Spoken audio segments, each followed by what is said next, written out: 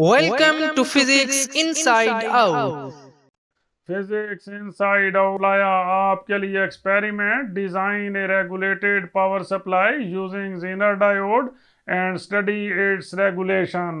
इस एक्सपेरिमेंट में zener diode को यूज करके हम एक रेगुलेटेड पावर सप्लाई डिजाइन करेंगे और उसकी रेगुलेशन स्टडी करेंगे।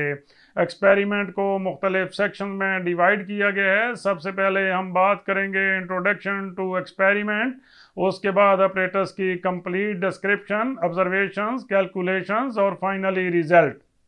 तो लीजिए सबसे पहले introduction to the experiment.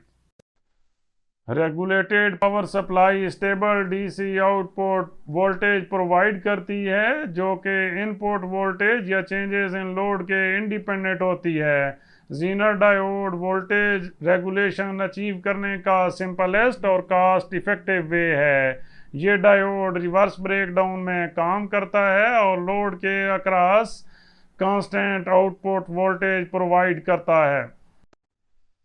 Working of A Zener regulated power supply, Zener diode को यूज़ करके एक basic regulated power supply construct की गई है जिसके की कंपोनेंट्स इस ब्लॉक डायग्राम में शो किए गए हैं। इस ब्लॉक डायग्राम में ये स्टेप डाउन ट्रांसफार्मर है, ये डायोड रेक्टिफायर है, ये फिल्टर है, ये वोल्टेज रेगुलेटर है और ये लोड है। एसी इनपुट फ्रॉम मेंस की फॉर्म ये होती है, इस किस्म की वेव हमें हासिल होती है और स्टेप डाउन ट्रांसफार्मर की आउटपुट पे उसका एम्पलीट्यूड डिक्रीज कर जाता है तो वोल्टेज कम हो जाती है। डायोड रेक्टिफायर में से पास करने के बाद ये फुल वेव बन जाती है और फिल्टर में से पास करने के बाद इसमें रिपल्स की अमाउंट डिक्रीज कर जाती है। वोल्टेज रेगुलेटर में से पास करने के बाद ये कांस्टेंट डीसी बन जाती है। Load regulation in A Zener regulated power supply, load regulation ये शो करती है कि लोड करंट चेंज करने से आउटपुट वोल्टेज कितनी मेंटेन रहती है। विदाउट रेगुलेशन सिंपल रेक्टिफायर या फिल्टर्ड सप्लाई की आउटपुट वोल्टेज सिग्निफिकेंटली वेरी करती है जब लोड में चेंजेस की जाएं। जीनर डायोड के साथ जब लोड चेंज किया जाता है तो जीनर डायोड लोड के अक्रॉस कम या ज़्यादा करंट एडजस्ट करके कांस्टेंट आउटपुट वोल्टेज मेंटेन करता है। जब तक जीनर डायोड से पास करने वाला करंट उसकी ऑपरेटिंग लिमिट से कम रहता है उस वक्त तक आउटपुट वोल्टेज स्टेबल रहती है और इस तरह ये एक्सीलेंट लोड रेगुलेशन प्रोवाइड करता है।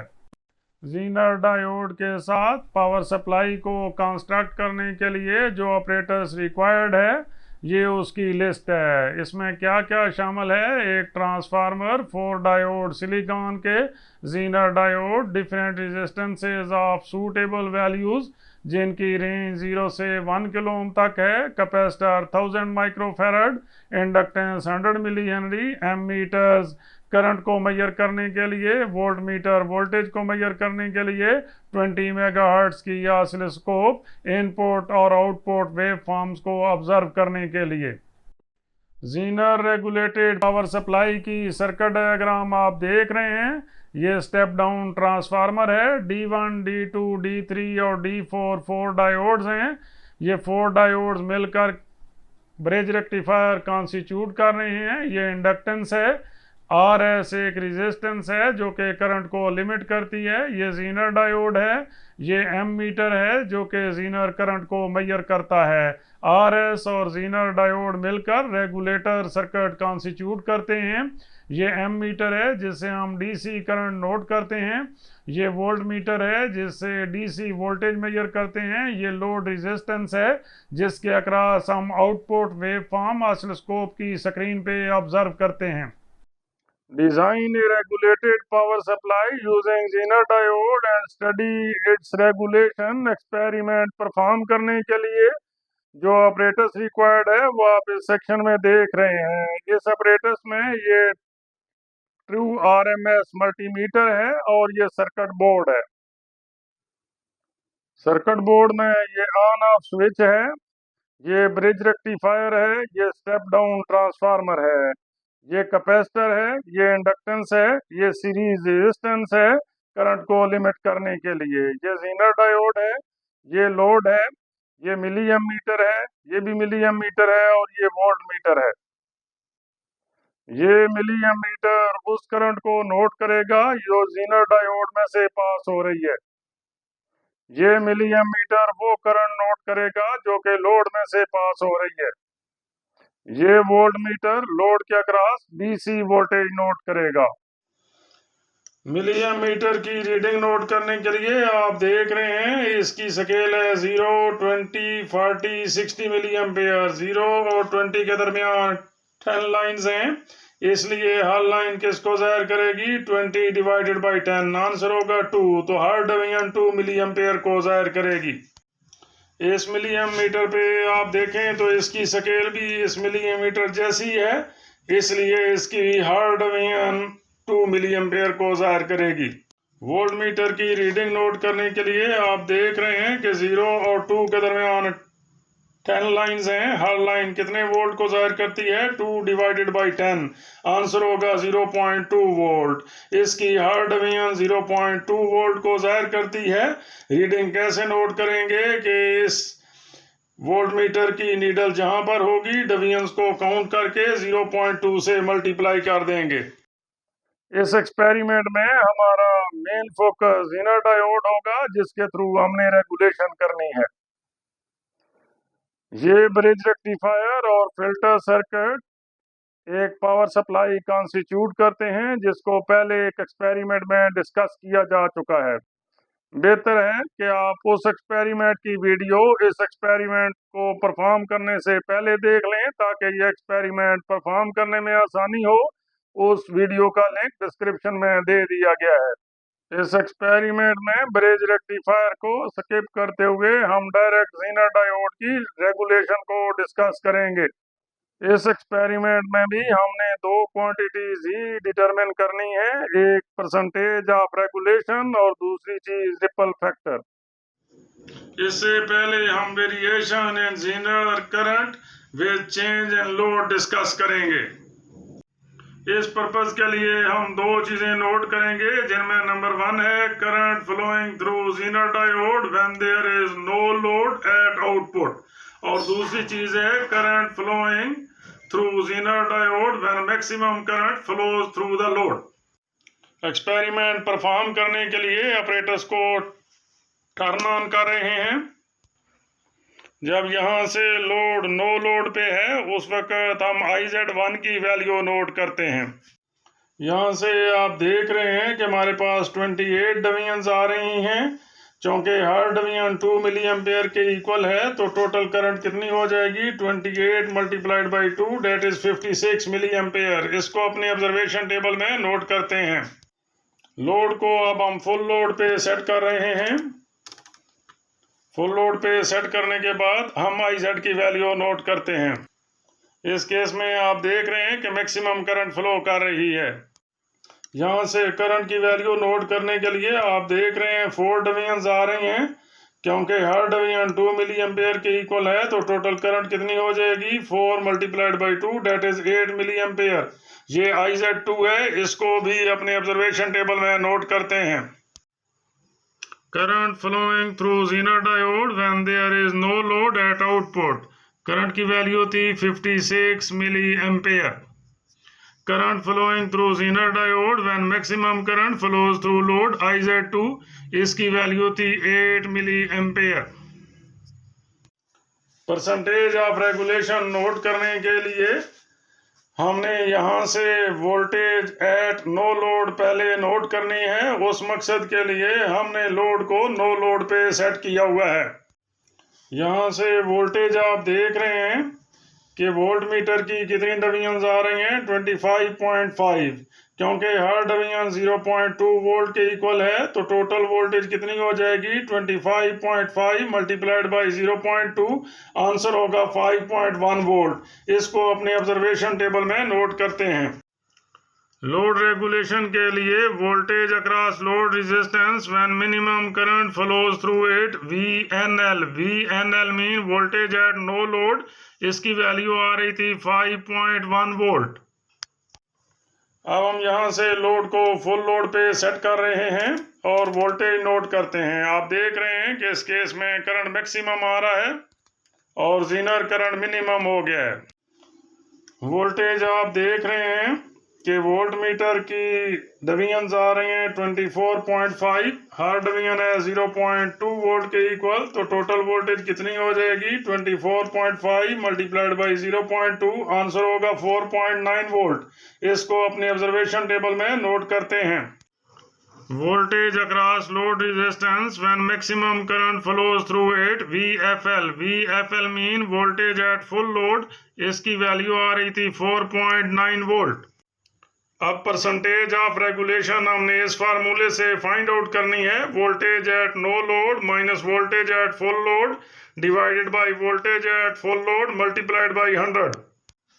ये ट्रू RMS मल्टीमीटर है जिसको हम रिपल वोल्टेज मेजर करने के लिए यूज करेंगे। यहाँ पर ये चीज ध्यान में रखें कि अगर आप ट्रू RMS वोल्ट मीटर ही यूज करेंगे तो रिपल वोल्टेज सही नोट कर पाएंगे, अदरवाइज ऑर्डिनरी मीटर से रिपल वोल्टेज की मेजरमेंट सही नहीं होती। अगर आपके पास ट्रू RMS वोल्ट मीटर नहीं है तो आप ऑसिलोस्कोप से भी रिपल वोल्टेज मेजर कर सकते हैं। अगर आपको ऑसिलोस्कोप से रिपल वोल्टेज मेजर करने में मुश्किल पेश आए तो आप हमारी ऑसिलोस्कोप से रिलेटेड वीडियो देखें जिसका लिंक डिस्क्रिप्शन में दे दिया गया है। ये Zener voltage regulated power supply है, इसलिए इसकी रिपल वोल्टेज कम होगी। हम यहाँ से इस मल्टीमीटर की रेंज को 2 वोल्ट पे सेट करेंगे। रिपल वोल्टेज मेजर करने के लिए हम लोड को फुल लोड पे सेट करेंगे और यहाँ पे मल्टीमीटर को कनेक्ट करेंगे। वोल्टेज नोट करने के लिए हम इसको होल्ड कर रहे हैं। आप देख रहे हैं कि हमारे पास रिपल वोल्टेज की वैल्यू आ रही है 0.0398। इसको अपनी ऑब्जर्वेशन टेबल में नोट करते हैं। रिपल फैक्टर मेजर करने के लिए हमने VDC की वैल्यू भी नोट करनी है इस वोल्ट मीटर से। आप देख रहे हैं यहाँ पे 24.5 डिवीजन आ रही हैं क्योंकि हर डिवीजन 0.2 वोल्ट के इक्वल है। तो टोटल वोल्टेज कितनी हो जाएगी 24.5 multiplied by 0.2 that is 4.9 volt. इसको भी अपने ऑब्जर्वेशन टेबल में नोट करते हैं। रिपल फैक्टर फाइंड आउट करने के लिए रिपल वोल्टेज की हमारे पास वैल्यू आ रही थी 0.0398 वोल्ट और VDC की वैल्यू आ रही थी 4.9 वोल्ट। ब्रिज रेक्टिफायर की इनपुट वेव को DSO की स्क्रीन पे ऑब्जर्व करने के लिए हम DSO के चैनल को यहाँ पर कनेक्ट करेंगे इन 2 टर्मिनल्स के साथ जो कि डायरेक्टली स्टेप डाउन ट्रांसफार्मर के साथ कनेक्टेड हैं। और आउटपुट वेव ऑब्जर्व करने के लिए लोड के अक्रॉस हम चैनल 1 को कनेक्ट करेंगे। जब हमने DSO के चैनल 1 को इनपुट पे कनेक्ट किया है तो आप देख रहे हैं DSO की स्क्रीन पे सिनोसाइडल वेव अपीयर हो रही है। आउटपुट वेव ऑब्जर्व करने के लिए हम चैनल 1 के टर्मिनल्स को लोड रेजिस्टेंस के अक्रॉस कनेक्ट करते हैं। DSO की स्क्रीन पे आप जीनर रेगुलेटेड पावर सप्लाई की आउटपुट वेव देख रहे हैं जिसमें आप देख रहे हैं कि अमाउंट ऑफ रिपल्स नेग्लिजिबल है। ऑब्जर्वेशंस एंड कैलकुलेशंस में हमने अभी नोट किया था current flowing through zener diode when there is no load at output. Current की इस वैल्यू को हमने IZ1 कहा था। ये वैल्यू आ रही थी 56 milli ampere. Current flowing through zener diode when maximum current flows through load, इस करंट को हमने IZ2 कहा था। इसकी वैल्यू थी 8 मिली एम्पेयर। लोड रेगुलेशन के लिए हमने लोड रेजिस्टेंस के अक्रॉस वोल्टेज नोट की थी जब लोड में से मिनिमम करंट फ्लो कर रही थी। इस वोल्टेज की वैल्यू थी 5.1 वोल्ट और जब मैक्सिमम करंट लोड में से फ्लो कर रही थी उस वक्त वोल्टेज की वैल्यू थी 4.9 वोल्ट। परसेंटेज ऑफ रेगुलेशन का फार्मूला है voltage at no load minus voltage at full load divided by voltage at full load multiplied by 100%। इसमें दोनों वोल्टेजेस की वैल्यू सब्स्टिट्यूट करें और कैलकुलेट करें तो आंसर आता है 4%।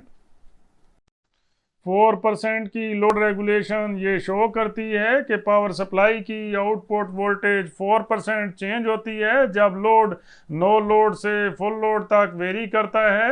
ये गुड स्टेबिलिटी को जाहिर करती है क्योंकि under different load conditions output voltage stable रहती है। रिपल फैक्टर गैमा का फार्मूला है gamma equal to V ripple divided by V D C. V ripple हमने नोट किया था 0.0398 वोल्ट और VDC की वैल्यू थी 4.9 वोल्ट। इसको डिवाइड किया जाए तो आंसर आता है 0.008। 0.008 का रिपल फैक्टर ये जाहिर करता है कि आउटपुट DC वोल्टेज में 0.8% रिपल्स हैं। ये एक्सीलेंट फिल्टरिंग है क्योंकि रिपल्स की अमाउंट बहुत कम है। इस सेक्शन में आप जीनर डायोड को यूज़ करके पावर सप्लाई की इनपुट और आउटपुट वेव फॉर्म्स देख रहे हैं। ये उसकी इनपुट वेव फॉर्म है जो कि सिनोसाइडल वेव है। ये उसकी आउटपुट वेव फॉर्म है जिसमें आप देख रहे हैं रिपल्स की अमाउंट नेग्लिजिबल है। मजीद लेक्चर्स और एक्सपेरिमेंट्स के लिए फिजिक्स इनसाइड आउट को सब्सक्राइब करें। हर नई वीडियो का नोटिफिकेशन सबसे पहले हासिल करने के लिए बेल आइकन को क्लिक करना मत भूलें।